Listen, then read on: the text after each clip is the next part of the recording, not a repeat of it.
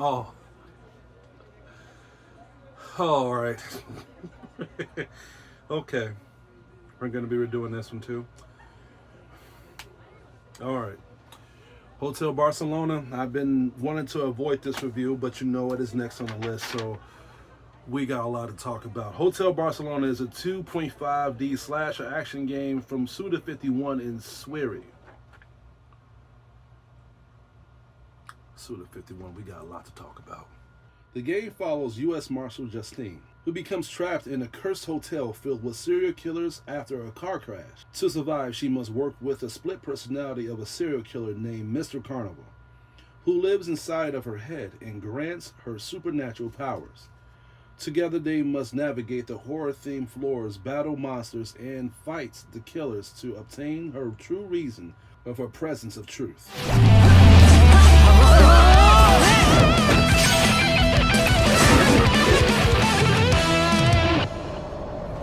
I have mixture opinions about this game. I will first say that this game was enjoyable. I haven't played a Suda 51 game in a long time.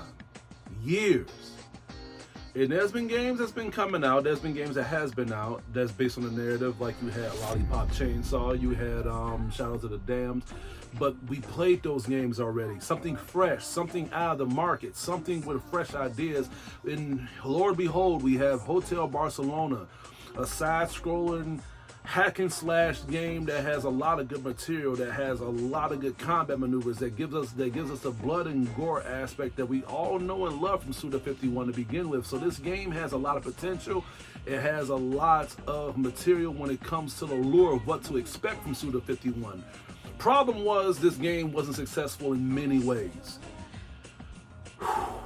I could just end the review and just say that right now, but I want to go depth. I want to go deep into why I love this game and why this game really pissed me the fuck off so much to the point where I only streamed this game once and I want to stream it so many times. But even though I was frustrated, even the game didn't want me to do that shit. And we'll get right down to it. The game starts off at a actually fair pace. From a Suda 51 game, that's rare. In fact, has that ever happened to the point where character development, character variation actually dragged out of a Suda 51 project? I can't remember. I can't remember. I think the only game that was like that was No More Heroes, which is one of my favorite games of all time. One of my favorite games of all time. But I thought the pacing was very good, especially when it comes to Justine's character, because this game starts off when she witnesses this car accident and she goes into this whole witchblade aspect where she has a split personality demon inside her that has her transformed, and she's just going around and just killing enemies. I want to know more about her character. I want to know more about her motive, and above all, I want to know how everything gets in play of her in this project in the first place. All this is explained to the point where everything made perfectly sense, to the point where I was beginning to actually care about her and everybody around her. So the narrative of the story and the premise was great. It was good. In fact, I'm gonna have to say right now, I think that this story from Suda 51 is actually one of the best stories I've ever heard, I've ever experienced from his projects, and that's saying a lot. What I like about this game is the atmospheric tone to it. You get a lot of old retro horror feels of this game, and I know that Suda 51 wanted to like give us those familiarizations when it comes to Texas Chainsaw Massacre, Friday the 13th, even Nightmare on Elm Street. Like, you will get a lot of feels just playing this game, especially when you unlock these cosmetics and when you get welcome to these cutscenes, these good animation cutscenes that really pull the gamers in. And it made me really get engaged in the game a lot, to the point where it's like, damn, like I really feel as if I'm getting immersed into this whole entire project. Thank you, Suda51. I feel like by you making a new project like this, you really went head first when it comes to material horror, especially when it comes to how it was all executed into this project. Well done. Well done. I seen games that was horror games, played them, is what I'm essentially saying. And they do like the similarities and they rip it off badly. But by you being in the game for so long, you know how to mix it up to the point where you can build your own creativity of having a similar idea of motivation. That's good. That's good. Especially when it comes to making a project that's not familiarized to your audience. Hotel Barcelona has this. And I feel like when people play this game and they know Suda51's projects, they will agree with me. You want to hear some bad things now? As soon as we get done with the pacing and the lure of the whole game, we're introduced to the combat. This is gonna break my heart. This is one of the worst combat games from Suda51 I've ever played. It's clunky, it's lackluster, and I see where it's coming from. I know from a side-scroller game, I can't expect much when it comes to the attributes of the fast-pacing combat, because I've played a lot of games from Suda51 that has like that, you know, that over-the-top style of combat maneuvers. It was never really that fast to begin with, but it really fit the pacing of the controls. There were times on this game I literally I felt that I had to press a button twice so I can attack once. There were times where like I had like input lag playing this game, and above all, man, like I feel like a game like this is not built for everything that's around you. And the reason I'm saying that because the game crashes a lot. This game suffers a great deal of crashes to the point where it's criminal. That's the reason why I have not streamed this game. I only streamed it once. Every time I tried to stream it, I kept coming across issues, and there was even times where I cut the PlayStation on, and I would get this issue before the game even starts. How is that even possible? How did the game crash before we even get in the road? That don't make any damn sense. Yeah, I think what really pissed me off is the combat and the gameplay. Like the controls, the gameplay design is what really gave me like nauseous feels and like just mental headaches, bro. And and it's not because the game is difficult. The game is not hard. It's just it's tough when it comes to you maneuvering the combat scenarios. Play the game. You will see what I'm talking about. And that's what makes me mad the most is the fact that you got everything on this game that's polished well. The most important aspect is how the game is going to play.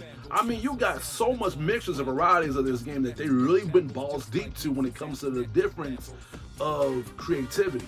I mean, even the characters. I mean, we got gay characters, we got trans characters, like this game really has a lot of LGBTQ shit on here, which I don't mind. Only way if I had a problem with it is if they was pushing the narrative and trying to push a message. They kind of had that a little bit on here, but by it being its own standalone project and it's not based on any projects that I played that didn't have that shit, do what you want. Do what you want.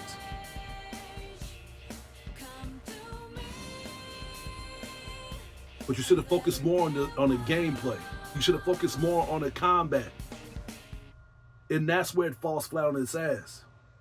This game also got mini games too. You can play pinball, and you can do certain other mini game attributes, so you can like unlock certain achievements, unlock certain buffs, and upgrades for your weapons as you progress further into the story.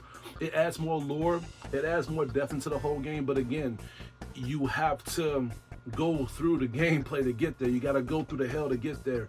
And I just wish they patched this up, make this more fluid, so it can be more enjoyable. I want to love the game for what it's based on, but at the same time, I have to literally it's like I have to like dismiss the glitches, dismiss the game crashes, just so I can pretend that I'm actually having fun. And then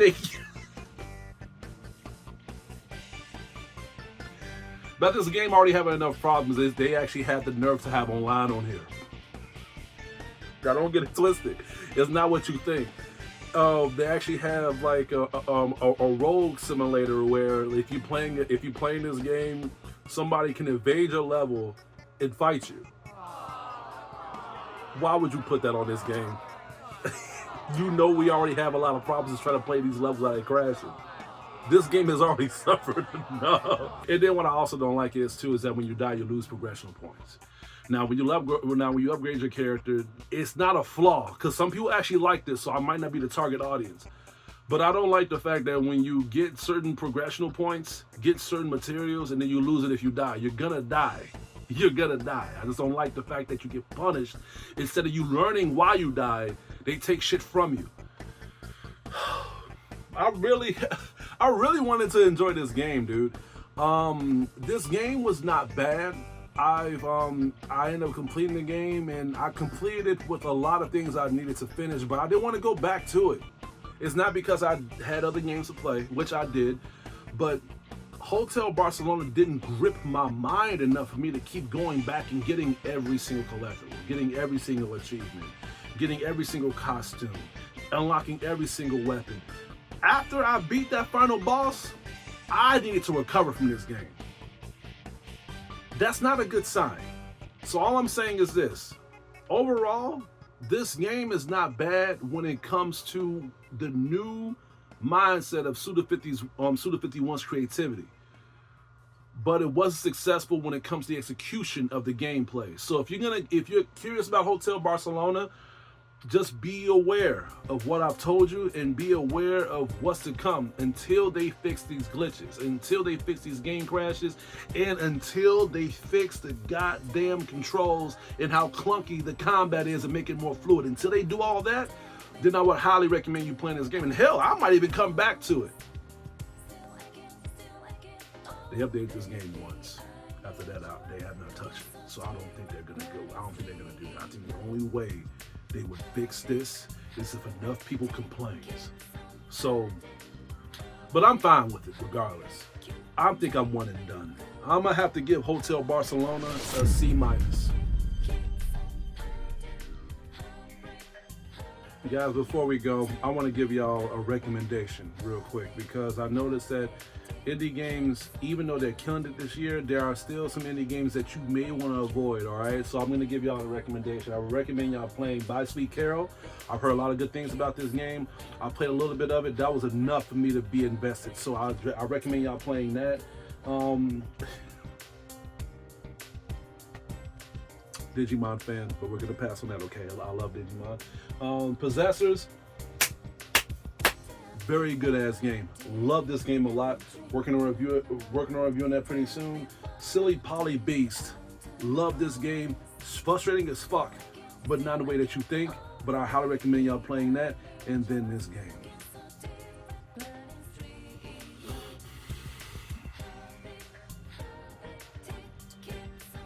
Funnest game I've played and the most cheapest. Other than that, that's all I gotta say for today, guys. Y'all heard the bell. Please stay tuned for upcoming game reviews and videos headed your way. This is Hugo, your critic teacher. And I hope you all